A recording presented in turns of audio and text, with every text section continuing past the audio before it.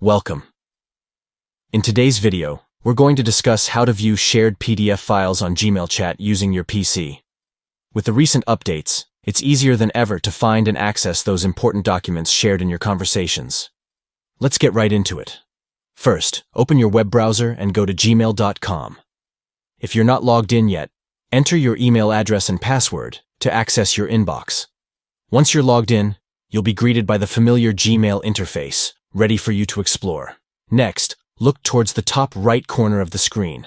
You'll see a grid of 9 dots next to your profile photo. This is the Google Apps menu. Click on those 9 dots, and a drop-down menu will appear. From this list, select Chat. This will take you to the Chat feature where you can see all your conversations. Now check the left side menu in the Chat window. You'll find options like Direct Messages and Group Chats. Click on Direct Messages to view your one-on-one chats. This section will show you a list of everyone you've recently chatted with. Once you find the person who shared the PDF with you, click on their name to enter the chat.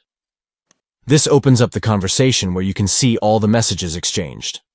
At the top of the chat window, you'll notice a tab labeled Shared. Go ahead and click on this Shared section. This is where all the files, including PDFs that have been exchanged in your chat, are organized.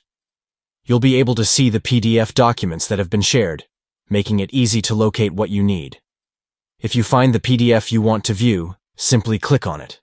You can download it or view it directly in your browser, making it super convenient to access those important documents without searching through all your messages.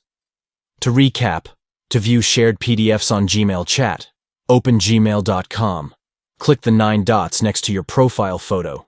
Choose Chat, navigate to Direct Messages, enter the desired chat, and click on the Shared section at the top. Thanks for watching.